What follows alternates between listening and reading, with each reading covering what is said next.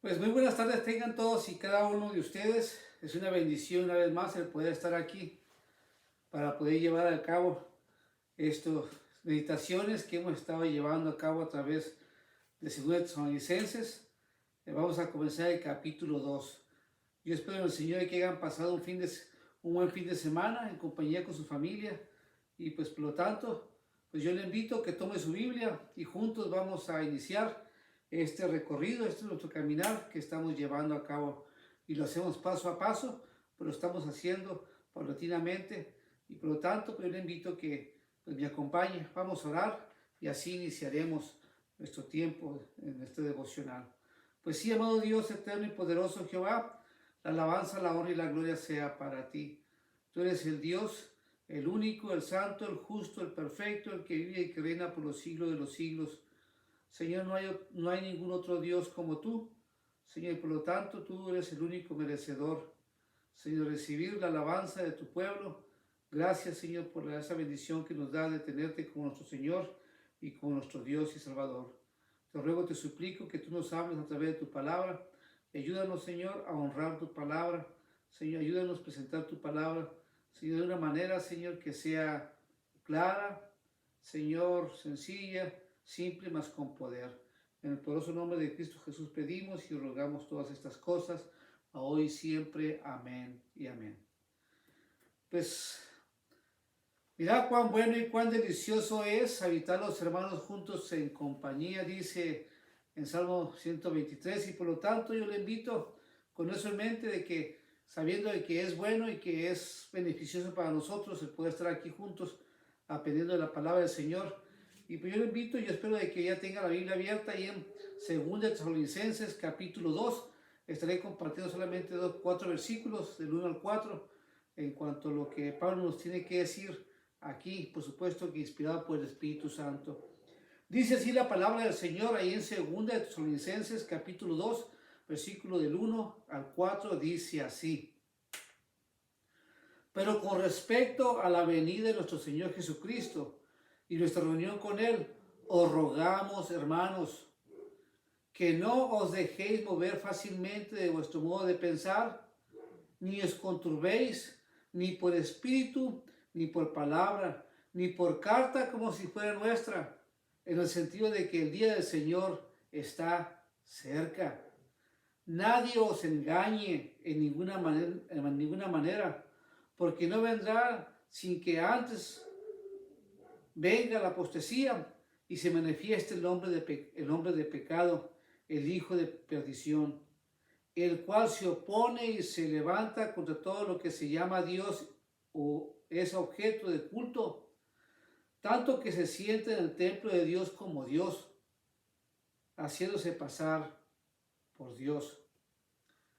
El apóstol Pablo aquí ya nos está dando una introducción en cuanto al capítulo 2, cuál es el tema que él quiere tocar aquí.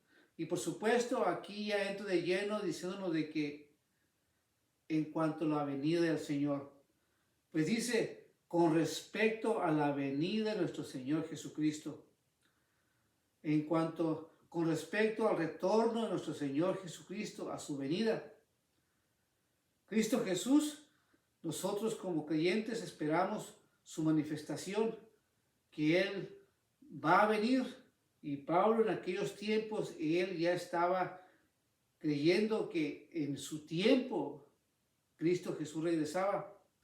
Y por supuesto, esto se escribió en el año 60 después de Cristo. Eso quiere decir que van a ser 2000 años. Y por lo tanto, este Cristo todavía no ha regresado. Pero no quiere decir de que Cristo Jesús no ha tardado, más bien, no es que haya propuesto su retorno, sino simplemente de que Él es paciente. Él no quiere que ninguno perezca, sino que todos procedan al arrepentimiento. Dices allí en 1 de Pedro, dice que 1000 años delante del Señor son como un día que pasó. Y por lo tanto aquí Pablo está diciendo con respecto a la venida de nuestro Señor Jesucristo. y nuestra reunión con Él, os rogamos, hermanos. Pablo aquí no solamente está hablando en cuanto a la venida de Cristo Jesús, sino también está hablando en cuanto a ese encuentro que vamos a tener con Él. Todos y cada uno de aquellos que hemos recibido, que hemos abrazado esta promesa, que esperamos la venida, el retorno de nuestro Señor Jesucristo, dice que vamos a tener esa reunión con Él. Y Pablo aquí hace una rogativa cuando dice, os rogamos, hermanos. Pablo dice, yo les ruego, hermanos, que no os dejéis mover fácilmente de vuestro modo de pensar. Ya en aquellos tiempos había ciertos pues, personas que hablaban, que decían en cuanto al retorno de Cristo Jesús, o algunos decían que ya había venido Cristo Jesús y en aquellos tiempos, y por lo tanto Pablo está diciendo, no se dejen engañar, no se dejen engañar, por lo tanto deben ustedes estar velando y estar alerta. No os dejéis mover fácilmente de vuestra manera de pensar. No se dejen. No es que esto sea un mero pensamiento humano, sino Pablo lo que está diciendo aquí, que no dejen que vengan y cambien las doctrinas, las enseñanzas que la palabra tiene que decirnos a nosotros, como la forma en que hemos aprendido de la palabra del Señor. Ni os conturbéis, ni por espíritu, ni por palabra, ni por carta, como si fuera nuestra.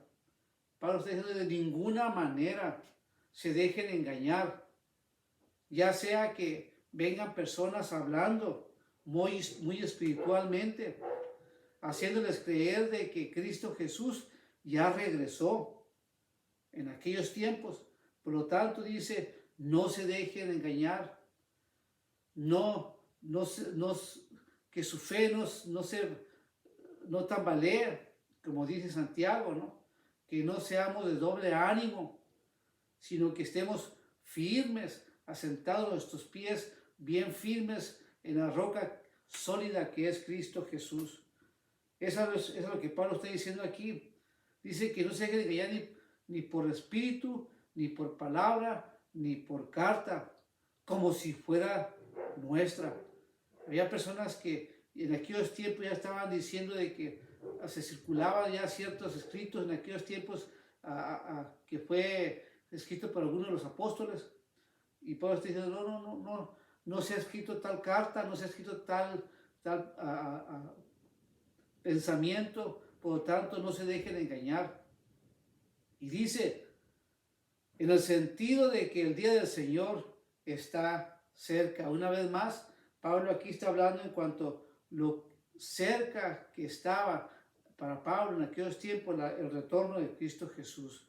Si para Pablo en aquellos tiempos él consideraba que estaba cerca el retorno de Cristo Jesús, pues ahora con más razón, porque hay más evidencias en respecto. A mí me fascina bastante los libros de profecía. De hecho, la apologética no es mi fuerte, pero como quiera que sea, siempre me llama la atención lo que dice Daniel, lo que dice Apocalipsis, lo que dice aún los Salmos y aún Ezequiel, en cuanto a lo que es la venida de nuestro Señor Jesucristo. Por lo tanto, Pablo está diciendo que el día del Señor estaba cerca. Si para el apóstol Pablo en aquellos tiempos él consideraba que el retorno de Cristo Jesús estaba cerca, hoy en nuestros tiempos lo es aún más, como mencionaba anteriormente. Y continúa diciendo el apóstol Pablo, nadie os engañe en ninguna manera. Ya se habían filtrado dentro de la iglesia algunos pensamientos que eran totalmente erróneos. Y era por eso que el apóstol Pablo toca este tema, porque ya se habían filtrado esos pensamientos, esas falsas doctrinas que decían en cuanto al retorno de Cristo Jesús ya se había ejecutado, ya se había llevado a cabo en aquellos tiempos.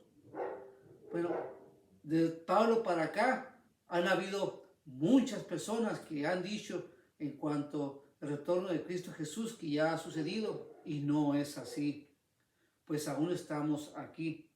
Y Pablo da algunas evidencias, Pablo da algunas señales, lo que tiene que ver, lo que tiene que existir, lo que nosotros tenemos, no vamos a vivir, porque esto va a pasar después que Cristo Jesús haya retornado por su iglesia.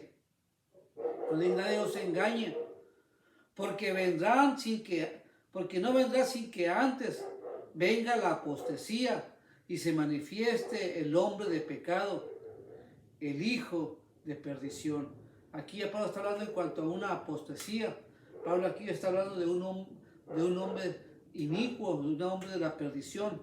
Aquí está diciendo que tiene que manifestarse este personaje, este hombre que al principio aparenta ser un hombre que trae paz, una paz no duradera, una paz que el mundo hoy en día y siempre ha buscado. Pues va a venir un hombre con esas ideas tan buenas, magníficas para muchos, que va a hacer que va a haber una aparente paz en la tierra. Y este hombre va a tener tanta influencia que va a llegar a ser hombre de mucha confianza para el pueblo judío. Y pues ya sabemos que para el pueblo judío el templo representa mucho, y el pueblo judío hoy en día no tiene ese templo. Por lo tanto, ya se está hablando, ya se escucha, ya se habla, ya se rumora en cuanto a los planes que tienen para reconstruir el templo de Salomón, el templo que Salomón construyó. Bueno, este hombre cuando se manifieste va a ser una pieza clave para construir ese templo. Va a ser un hombre en el cual va a traer esa paz que tanto aquel territorio del Oriente, Medio Oriente, que está tan conflictivo hoy en día, bueno, va a traer una paz que aparenta ser una paz, y va a traer cierta confianza con el pueblo judío. Y eso es lo que hace que el pueblo judío le considere un hombre de mucho respeto y de mucho estima, que va a tener la posición aún todavía hasta de poderse tomar el lugar de Dios y sentarse en el trono de Dios. En otras palabras, va a llegar a tener una posición muy especial dentro de ese templo que él va a construir. Y por eso está diciendo aquí el apóstol Pablo: nadie os engañe, porque tiene que manifestar primeramente ese varón. Y no tarda mucho. Algunos dicen que tal vez el anticristo ya está en medio nuestro, solo que todavía no se manifiesta. Tal vez sea un niño, un joven, un adolescente. Tiene que ser una eminencia, tiene que ser una persona súper inteligente, tiene que ser una persona carismática, tiene que ser una persona la cual todo el mundo voltea hacia él, lo escucha a él cuando él habla. Todas las naciones lo van a escuchar. Y por lo tanto, no va a ser cualquier persona, es una persona en la cual trae esa carisma, esa forma de comunicarse, esa manera de arreglar las cosas, de traer paz. Tanto que, como dice aquí, tanto que este personaje va a tener ese lugar especial con el pueblo judío. Pero aún todavía no se ha manifestado el hombre de iniquidad, el hombre de pecado, el hombre de perdición, lo menciona aquí. Y aquí dice: el cual se opone y se levanta contra todo lo que se llama Dios o objeto. Este personaje, cuando ya haya tomado cierta posición dentro del pueblo judío, él va a sacar lo que en realidad él es. Él va a querer tomar el lugar de Dios y ser reconocido como tal. Y aquí está diciendo que va a llegar un tiempo cuando este hombre se va a oponer a todo lo que es de Dios, y ahí es cuando viene ya la gran tribulación. Y todo objeto de oculto, dice, tanto es que se sienta en el templo de Dios como Dios, haciéndose pasar por Dios. Este varón va a tener esa pues ese apoyo dentro del judaísmo, dentro del pueblo hebreo, dentro de aquel cultura Medio Oriente, que él mismo se va a proclamar Dios. Él mismo va a estar en el templo tomando una posición como si fuera él mismo Dios. Pues dice que se hace pasar como Dios. Por lo tanto, todavía no se ha manifestado este personaje. Todavía no hemos vivido esas experiencias. Todavía el pueblo de Israel está en conflicto con todos sus vecinos. Pero va a llegar un tiempo cuando la nación de Israel va a tener esa aparente paz con al pueblo árabe. Y por lo tanto, ahí es cuando se va a manifestar este hombre de iniquidad. Y como todavía no se ha manifestado, eso quiere decir de que Cristo Jesús todavía no ha retornado, no ha venido por su iglesia. Pero déjeme le digo una cosa, no tarda mucho.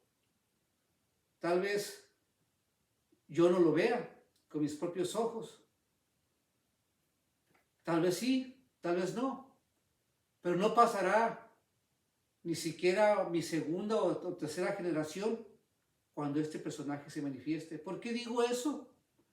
Porque pues los tiempos que estamos viviendo lo demuestran. La ciencia ha aumentado, como dice la Biblia. En los últimos días la ciencia se aumentará, así como la maldad. La maldad hoy en día no es que se haya aumentado, sino ya se ha perfeccionado. Y eso nos da indicio de que el retorno de Cristo Jesús por su iglesia está cada vez más cerca. Y yo le digo a usted que ni siquiera el ser humano se imagina lo que va a sufrir si se queda aquí después de que Cristo haya venido por la iglesia. Tanto es así en esos 7 años de tribulación que el ser humano va a desear la muerte y no la va a encontrar. Por lo tanto, yo le insto en el nombre del Señor de que usted se acerque a Dios, pida perdón a Dios, póngase a cuentas con Dios. Como dice Isaías, venid luego y estemos a cuentas. Y el Señor es el Dios poderoso que tiene el poder para perdonar multitud de pecados. Si vuestros pecados fueran rojos como el carmesí, dice la palabra del Señor, vendrán a ser blancos como la blanca lana. Y esto solamente es cuando nosotros venimos a los pies de Cristo Jesús. Solamente eso le puede garantizar a usted de que usted no se va a quedar aquí. Vivir esos 7 años de tribulación cuando esté bajo el gobierno tirano de este personaje, este hombre de iniquidad. Pues que Dios le abra su entendimiento, le abra sus ojos para que usted pueda ver y entender, y de esa manera usted pueda darse cuenta de la necesidad que tiene. ¿Y cuál es su necesidad? Si no es el perdón de pecados que Cristo Jesús le ofrece. Vamos a orar. Pues sí, amado Padre, te doy gracias, Señor Santo, por tu palabra. Gracias porque a través de ella podemos aprender de que tu retorno para esta tierra cada vez está más cerca. Por lo tanto, te pido, te ruego de que tú sí nos ayudes a permanecer firmes para que seamos encontrados siervos fieles delante de ti. Porque te pido y te ruego todas estas cosas en el santo y poderoso nombre de nuestro Señor Jesucristo, de que tú cuides y guardes a cada uno de mis hermanos y a las personas que han de escuchar. Porque te lo pido todo en el santo y poderoso nombre de nuestro Señor Jesucristo. Amén y amén. Que Dios me lo bendiga.